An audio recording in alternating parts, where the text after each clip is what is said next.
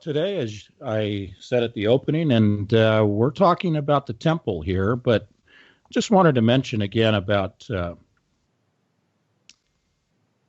my premise that if there are UFOs being seen, if there have been physical crafts that have been observed and materials recovered from a crash, be it Roswell, whatever, my take on it is if there are technologies being built on this side, like the quantum computers that I'm going to launch into here in a moment, in its relevancy to the temple, Herod's temple, then would it not be reasonable to assume or to expect that these technologies that we are seeing that I call evidence of evil, such as AI, quantum computing, DNA modification, transhumanism, uploading our consciousness into a computer, robotics that are displacing people, I consider that evidence of evil. Would it not be reasonable to then assume and expect that those same technologies pre-exist on the other side? I'm talking about the spiritual side. I contend that they must. We've laid out in many shows the process of communication, whether you're talking geomancy or quantum computers, whether you're talking about spiritual rituals, whatever form or device or methodology of communication, it is communication with the other side. You can't separate the spiritual from the physical. The spiritual is here. But if you're communicating with fallen angels, if you're communicating with evil deities, then the information in that communication process that is derived results in the technologies that I would consider to be evil technologies that are not beneficial to mankind, that are detrimental, that are an existential threat to mankind, to God's creation, as well as the planet, which is also God's creation. Then those people on the other side, if you want to call them people, those entities must have that same information that they're giving to us, must have those same technologies that they're passing on to us to build. And therefore, if you have to talk about UFOs, which is not a subject that I tend to delve into at all, then I would say that what we are seeing physically here manifesting already exists interdimensionally, that these are interdimensional craft that were built and constructed and have made their way through a dimensional barrier, call it a portal, if you will, into our reality, but in limited numbers. So let's go to the most infamous portal that you know is related to me, and that is the one that they're trying to open at CERN. And what I have described for many years now as the freeway, given its size, its duration of opening, and what will come through. You got to look at Revelation 12. You'll see what comes through, the locust army and the demons, and I believe also the Nephilim. I mean, basically all the things that are of your worst nightmares and beyond will come through. What we're seeing now is sort of a bleeding through. Small portals, short duration, allowing certain craft to come through. But these are the technologies that already exist on the other side that they want built here to enhance that communication, to begin the process of building the infrastructure. You've heard Donald Trump, President Trump, talk about in the United States of the spending of trillions of dollars in rebuilding the infrastructure and building out the infrastructure, including 5G here in this country. So what I offer to you to consider is that the infrastructure for Satan, for Lucifer and his minions, his demons, his creatures, are that infrastructure system is being built here that mirrors what exists on the other side. So I just offer that for consideration. As I've done with the Entangled magazine, I offer you information for you to first be aware of that maybe you've not seen or been exposed to, and then to do your own research, to do your own critical analysis, to do your own critical thinking. That's all I offer when I present the information. And when you see the January issue of Entangled, where I'm dedicating the issue to the temple and the quantum chip and the flow of information and the geometry that results from the flow of that information, and why geometry figures so heavily into AI, its operating systems, and how AI increases its IQ, so to speak, is what we presented in our last two webinars with Kathleen Urquhart and myself, and what we are presenting in this issue dedicated to the temple and the quantum chip. If you go to anthonypatch.com right now, on my homepage, you will see a short video clip, but it has a thumbnail of Herod's temple with the quantum chip positioned at the Holy of Holies. And that's my specific point here, folks. The Holy of Holies in the temple itself is a communication doorway, a portal. Now, in the sense of communing with God, it is the Holy of Holies for the communicating with God. But if you look at the blueprint, literally the blueprint of Herod's temple, and this is similar with Solomon's temple, it is similar even with Greek and Roman temples, pardon me. The temples are arranged in a specific fashion so as to enhance the communication, either in the case of the Greeks and the Romans with, their deities, their little g gods, or in the case of communing with God the Creator, who I, as a Christian, consider to be the only God that there is. If the Holy of Holies is placed within the temple in an exclusion zone that is excluded from the exterior, and I want you to focus on that, the exclusion. It is an area of isolation.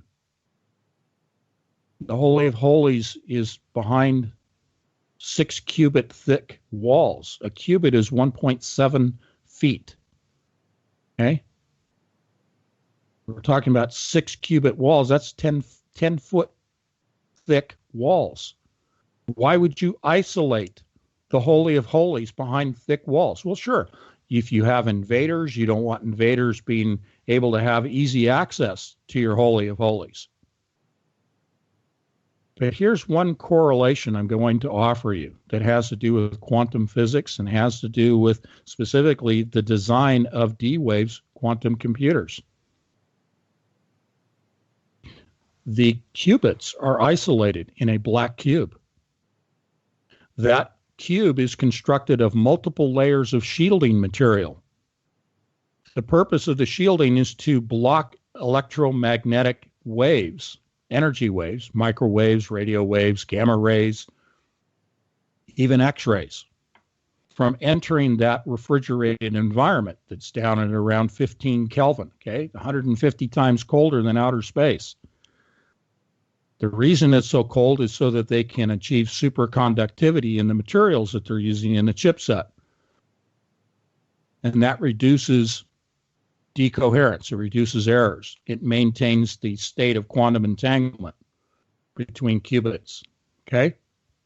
But why the shielding around it also is to maintain that coherence, to eliminate as much as possible any interference from the outside. That is exactly the same scenario that you find with the construction of the 1.7 qubit walls. One qubit is 1.7 feet. It's 6 qubits. It's 10 feet thick, each wall. I offered to you as a design intended to shield the Holy of Holies from the outside, from the influences, as well as for security purposes. But let's get a little bit bigger on our example. If you're at anthonypatch.com and you look at my homepage, you can see what I'm seeing. Herod's Temple and the chipset.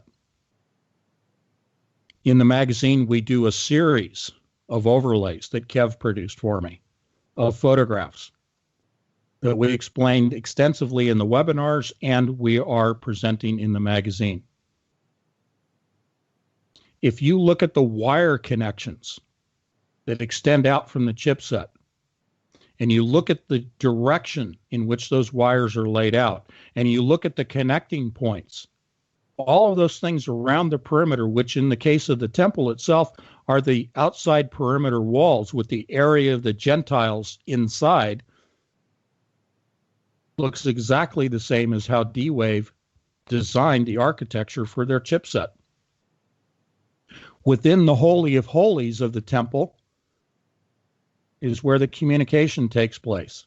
Within, if you want the Holy of Holies in the center of the chipset of D-Wave's quantum chips, are the qubits, the quantum bits, which is where the communication takes place in their description, in Gordy Rose's words, parallel dimensions. Now, Kathleen and I have changed that parallel dimensions. We're redefining that as walls that have mirrors. Okay? These are not parallel dimensions. What they're seeing are reflections. Now, Kev, I'm going to let you jump in here, but about a week ago, NASA claimed that they had observed another solar system that they claim is nearly identical to our own. What I'm going to suggest to you is that solar system is a reflection of our own. This literally is smoke and mirrors. Go ahead. And I heard you covering that with our good friend Clyde Lewis, and it really blew me away. And Microcosm in the chat, he's looking at the images I've been posting, and he's having, or she's having, a very similar experience to what I did when Anthony asked me to do this for the presentation, because I can assure you people out there, aside from having to rotate the chip around so that it was at the same perspective as the temple, this took no work whatsoever to overlay these. I had to do no photoshoppery. You can see the two separate images and then them overlaid in a progressive series. And it is nearly identical. And at the time, Anthony, I was sharing with you how profound I found this. And Microcosm in the chat room, this is huge. Discovery of a lifetime kind of stuff. And that's exactly how I felt when I was overlaying them. Because I couldn't believe that people hadn't seen this before. However, we've been dealing with people who maybe haven't had the same kind of knowledge on the D-Wave and the quantum computing as you do, sir. And that's not to belittle anyone else or to big you up. It's just you made this connection, yourself and Kathleen. And this overlay is profound. It truly is. It's nearly identical. In fact, when you line up the wiring and things around the outside of the temple, it was scary how it went together so easily. And Tony, I mean, this is just a thought I was having there when you were talking about all of this, but isn't it kind of interesting how that ancient measurement, the qubit, C-U-B-I-T, is very, very similar to the qubit, the quantum bit that we're dealing with in these communications? I mean, I find that startling. I really do. It is funny. Yeah, I call it God's sense of humor, even if it is Satan playing with words through guys like Gordy Rose and Eric Latozinski when they designed this chipset and they came up with, quantum bits. Well, let's shorten it to qubits. They're all operating under God's plan, and God has a great sense of humor. So I think he gave that to them as sort of his tongue-in-cheek, his sort of tip of the hat. Okay, guys, if you want to have something, here's something you can run with and you can have a little fun with. But it all comes from God. And, these insights, I'm not going to take full credit for this. This comes from Kathleen. She is totally tied in with the Lord. And she shared this with me. She said, do you see the resemblance? Do you see the similarities here? And I was shocked too. I said, yes, I do see it. And then I said, do you realize what's in the Holy of Holies? And she said, no, I'm looking at the blueprint. It just, the pattern, the layout, they look identical to the cubits. And I said, well, that's only half of it. The other half of it is the Holy of Holies is where the cubits are located. That's where the communication takes place.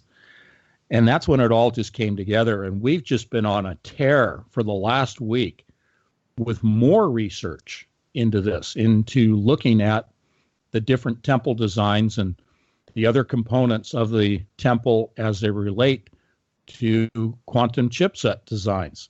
And one portion of Herod's temple, which, by the way, is actually a Roman fortress. It was the Antonia. This is a Roman fortress originally.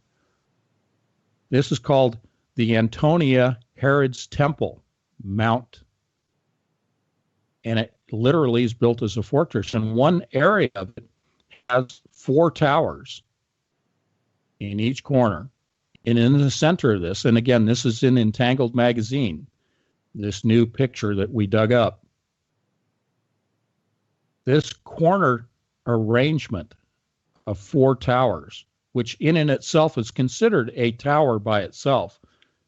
Now, Kev, we have PCs that we call towers, but that's not the big epiphany.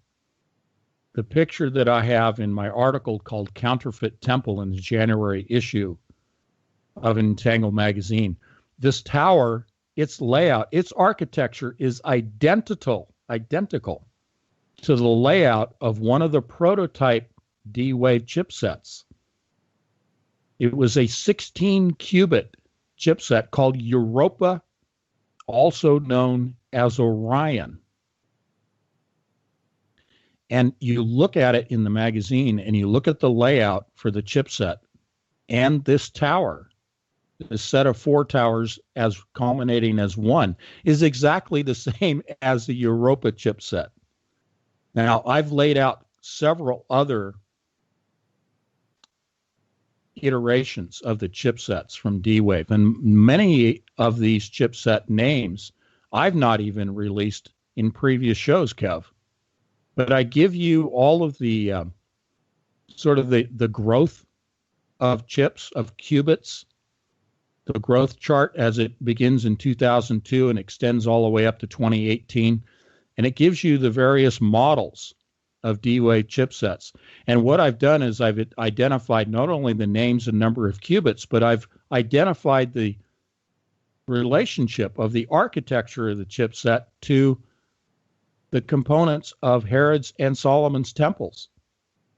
Now, I'm going to read some of these names. They call these masks because when you're doing chipset lithography, which is what D-Wave does, they use lithography for printing of chipsets in the same way that transistor silicon chips use lithography for printed circuit boards.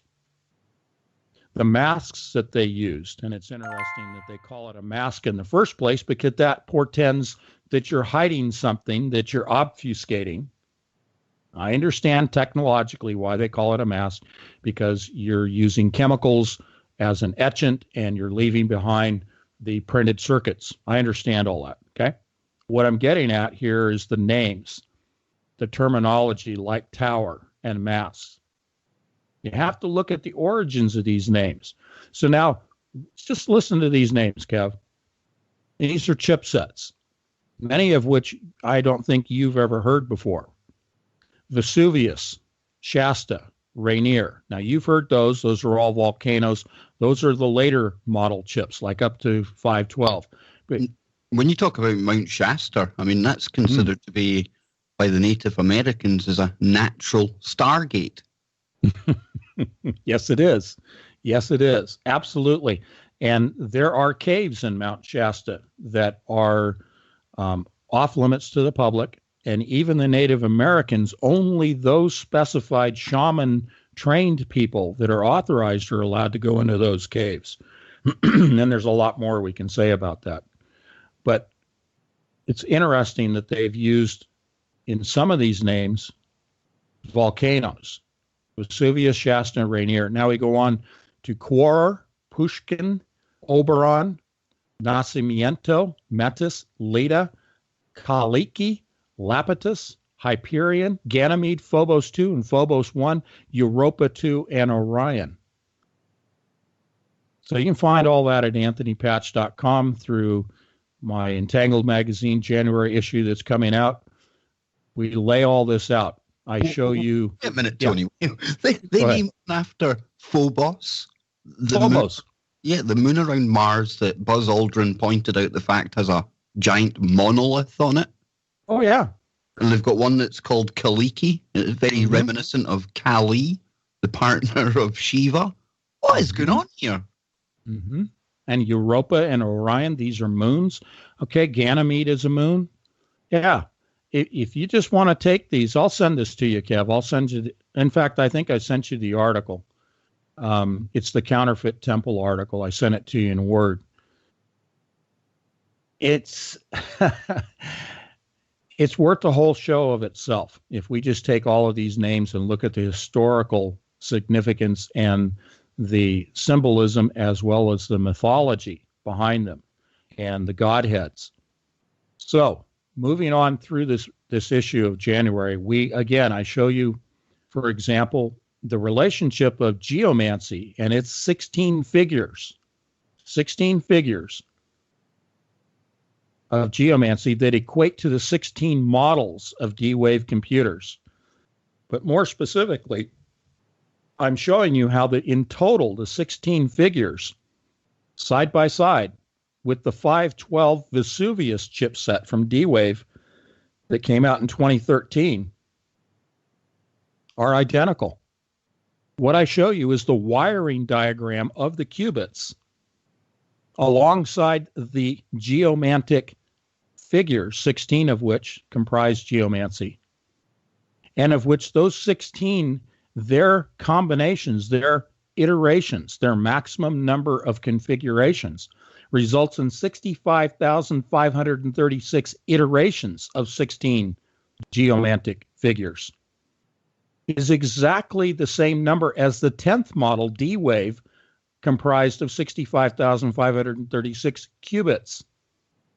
It's based on base 2 multiplication. It's very simple. It's a binary system of increasing the number of qubits on the chipsets that results in that figure. But it is also the binary system that is derived from geomancy. When I say that this is evidence of evil, this is what I'm showing you, folks. Geomancy is used for divining the future. And that's all in Entangled Magazine. Okay, we spent the October and December issue talking about populists and talking about geomancy. We'll break it all down. I won't go through all that here today.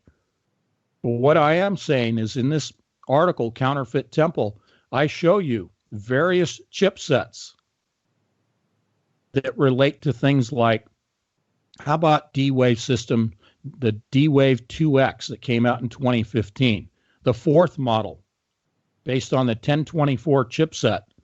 Side by side, it's exactly the same as Aleister Crowley's Great Table, in which he has a chart bisected by a cross into 4 quadrants. The chipset is laid out identically to Crowley's Great Table, which was used for communicating with the other side, the exchange of information. You go to the Washington chipset, which is 1,152 qubits. Okay? It's identical to Crowley's Great Table. I just show you the evidence. Okay? It's laid out here. It's very simple. So you go to the 2000Q, the one that was just sold to Toyota, Volkswagen, Temporal Defense Systems, and all of the pre-existing customers, which was Google, Facebook, Amazon, Lockheed Martin, USC, okay, NSA. How can I forget about the NSA, our good buddies out there? They all have upgrades to the 2000Q system. And the 2000Q, as Kevin and I broke 3 weeks ago, the news that even the 2000Q since January has been upgraded They now have what is called a reverse annealing process. It's a recursive reverse annealing process. It enables tools that combine the best classical performance with the best quantum processing units performance to achieve a synergistic solution. This is what I write in my article. I'm quoting myself. Now, we've talked about quantum processing units surpassing the graphical processing units that are used in games, in computer games. Computer games were for teaching AI, and we'll be right back.